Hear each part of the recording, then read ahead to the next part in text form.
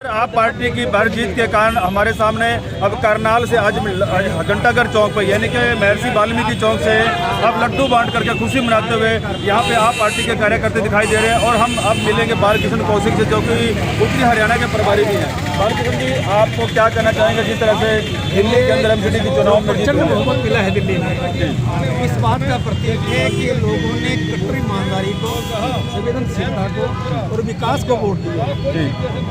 और किस प्रकार से 15 साल पुराने प्रशासन जो था बीजेपी का, उसको हराया है।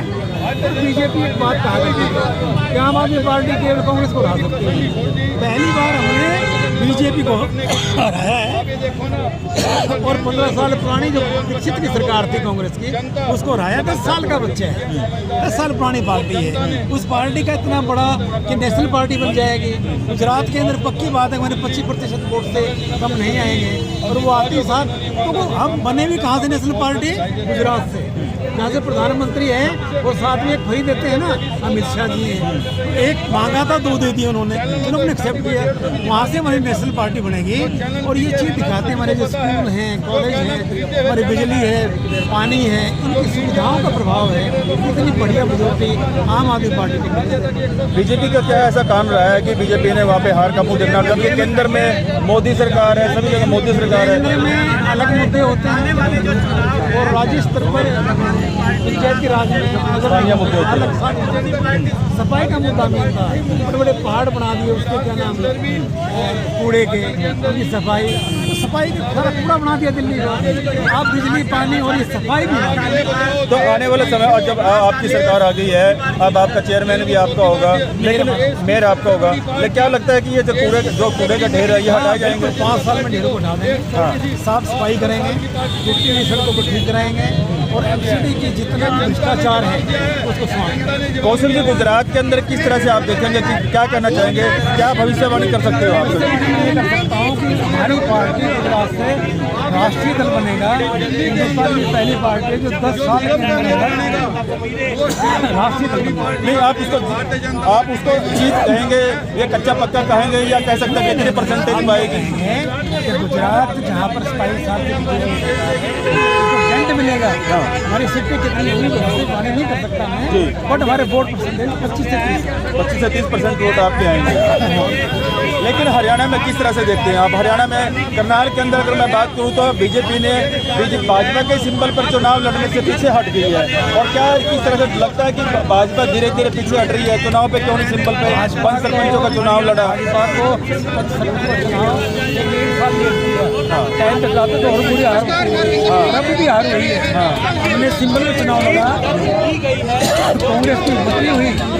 हमने जो नगर पालिका के चुनाव थे उसमें वोट 15% वोट किया था और अभी भी हमारा वोट 12 से चलता है। तो कहने का अभिप्राय है कि आने वाले हरियाणा के अंदर हमारी पार्टी सरकार बनेगी और क्लियर कट रूप से।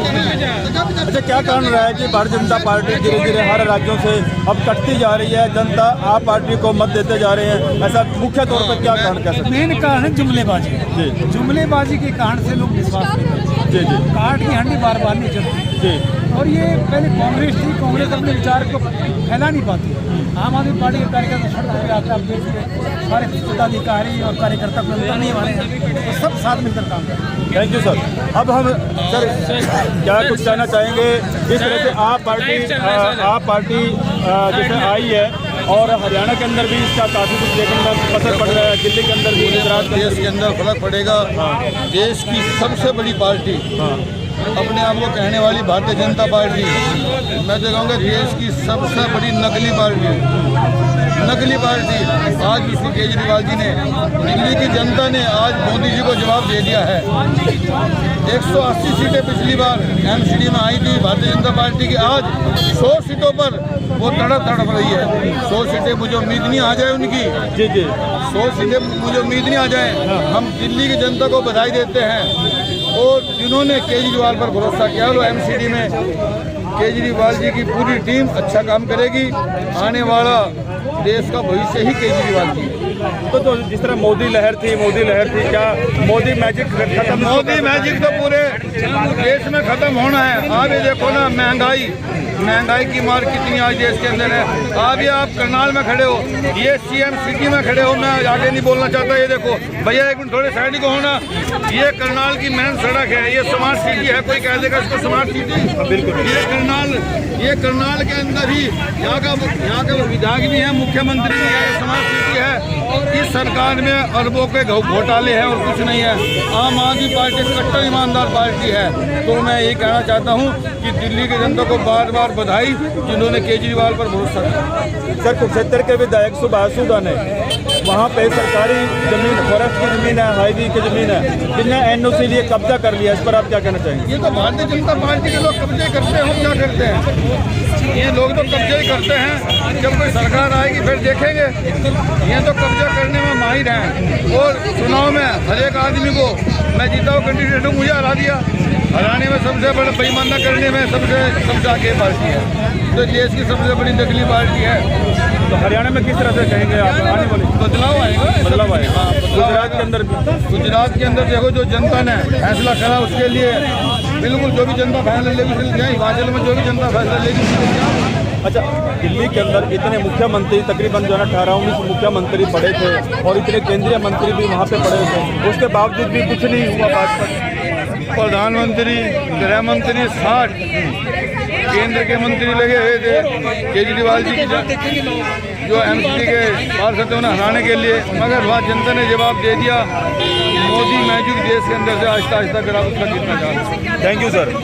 आप पार्टी के नेताओं का कहना है कि मोदी मैजिक जिस तरह से केंद्र में कहा सुना जाता था कि मोदी मैजिक चल रहा है, मोदी की लहर आ गई है, इस तरह से दिल्ली के अंदर जनता ने वो सारे के सारे जो वादे थे, जो जुमलाबाजी जिस तरह करी है, आप पार्टी के लोगों ने कहा था कि जुमलाबाजी है, वो सारे के सारा ठुकरा दिया गया है और मोदी मैजिक दिल्ली के अंदर नहीं चला है। और दिल्ली के अंदर आज आप पार्टी जिस तरह से बहुमत में आई है और आज उसका असर करनाल में भी देखने को मिला। करनाल वाले आप पार्टी के नेताओं ने जिस तरह से यहाँ पे वाल्मीकि चौक पर, जो कि करनाल का सबसे मुख्य चौक है, वहाँ पर आबादी क्षेत्र है, आबादी क्षेत्र के अंदर सबसे ज़्यादा उस क्राउड के अंदर लड्डू बांट करके यहाँ पर खुशियाँ जताई जा रही है। अभी थोड़ी देर में आप देखें कि यहाँ पर तमाम जिले के जितने भी कार्यकर्ता थे, सभी पार्टी के नेताएं थे, सभी नेतागण यहाँ पे इकट्ठे हो गए हैं और यहाँ पर अभी लड्डू बांट करके खुशी मनाई जाएगी।